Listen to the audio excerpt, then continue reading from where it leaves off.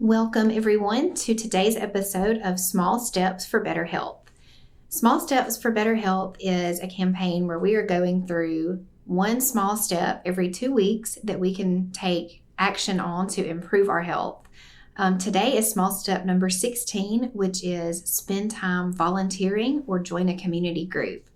And this is really around improving our mental health. And so I'm joined today by Clark Hunt with our Behavioral Health Center. Clark, will you tell us a little bit about who you are and what you do? Yeah, thanks for having me. My name is Clark. I'm one of the counselors at the Behavioral Health Center, and I do outpatient counseling and also work with our intensive outpatient program. Great. Thank you so much for being here today. And I think I forgot to introduce myself. My name is Jeannie Alice Bruce, and I'm the social media specialist in the marketing department for North Mississippi Health Services. So research has really shown that a predictor of health and a long life and happiness is having strong relationships. And if you've been following along with Small Steps, we talked about this a bit back in small step number 4, where we talked about really actionable ways to start building that social network. So if you've been following along, you've already worked on this a bit, and so you've already made a difference in your life. But now, today, we want to focus on other ways, other things we can do to strengthen our social connections. So let's break it down and make it actionable and sustainable. Clark, can you give us some ideas of things we could do that would help us continue to grow our social network, and then specifically what volunteering or joining a group could do for us in our mental health?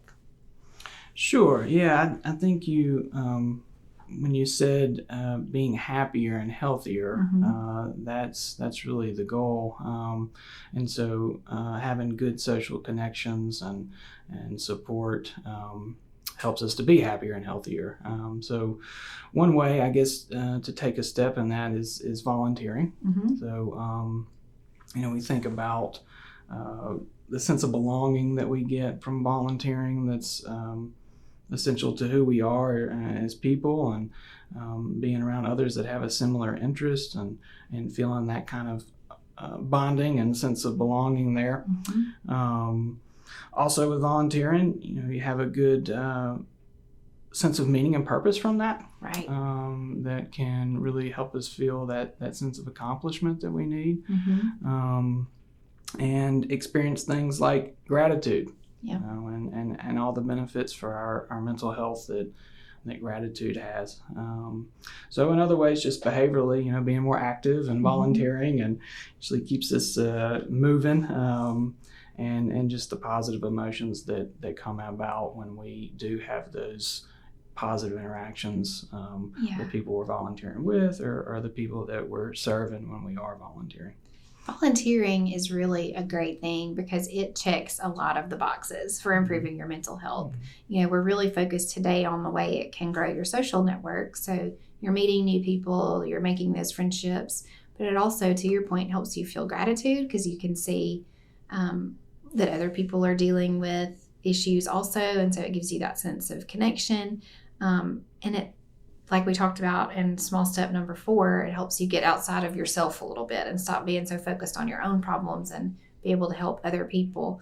And not to mention, locally around North Mississippi, we have a ton of nonprofits for any different cause that somebody might be passionate about. So there are lots of ways to get plugged in, and a lot of those nonprofits really depend on volunteers. So it's kind of a win-win.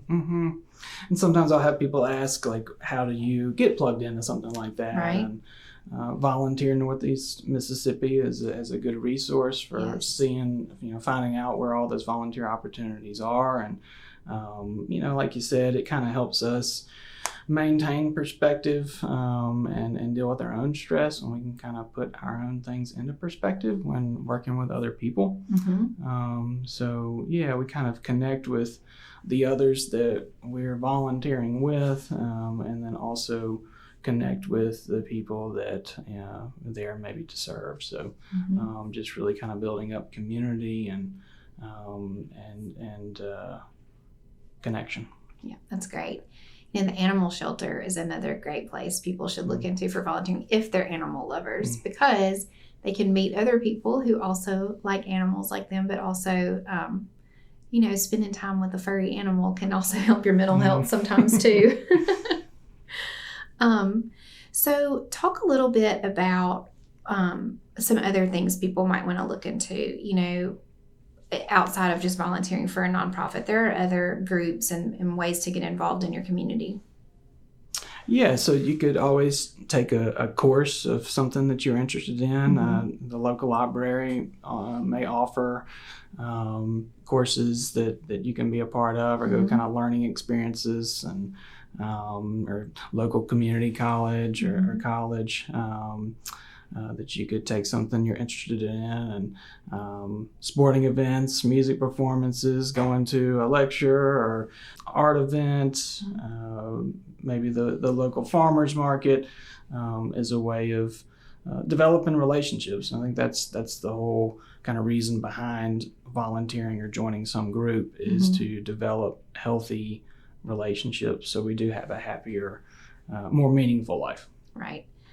And this may be like me speaking from my personal experience, but when you're on, Instagram or Facebook, it can look like everybody has these huge groups of friends that they spend tons of time with, and that's great, but that doesn't have to be the case for you to have healthy relationships. Just having a few close connections or several connections at various places can still really go a long way in improving your happiness, your health, your mental health. You could also take it up a notch. There are social opportunities that improve other areas of health, so you can kind of check 2 boxes at once, right?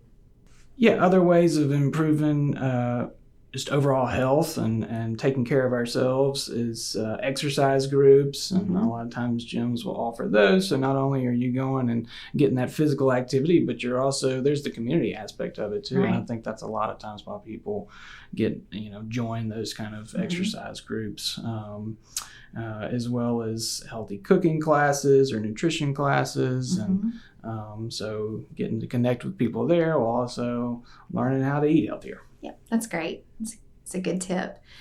I wouldn't be a good marketer if I didn't mention our NMMC wellness centers that have great group classes that you could look into. And then also the volunteer program here at the hospital. We have a very robust volunteer program, and our volunteers are just absolutely integral to what we do here, and we so appreciate them. And so those are 2 opportunities right here within our North Mississippi Health Services family. And I believe the Wellness Center also has the nutritional classes. That's and right. Things like that you can attend and learn from the dietitians there. Yeah. So lots of places to get plugged in. So, Clark, while I've got you, I feel like I should ask, because of what you do with counseling and the intensive outpatient program and then your outpatient counseling, when should can you give us some warning signs or some symptoms, or when someone needs to go beyond some of these small steps we're talking about, and when they need to reach out for professional help? Yeah, so I would say one thing is if the way, so we're talking today about ways of being connected with other people and using our social support, basically ways of coping. Right. So if our usual ways of coping are no longer working anymore, or we're having a hard time implementing those, right, then that could be a sign that you may need to reach out for professional help. Okay. If we've been, all of us sometimes get down sometimes, and our mood can fluctuate, but if we've been down for an extended period of time, and so if we're experiencing some of those symptoms of anxiety or depression that are ongoing, that might be another sign. Okay. If other people are noticing it in you, sometimes we're not the best at being aware of that for ourselves. So if a doctor, your primary care doctor, or someone in your family or a friend says, hey, I think maybe it might be good to get some help, then that might be another kind of sign that might need to reach out to a counselor or psychiatrist. Great. That's great. It's great advice. So anything else on this topic before we wrap it up?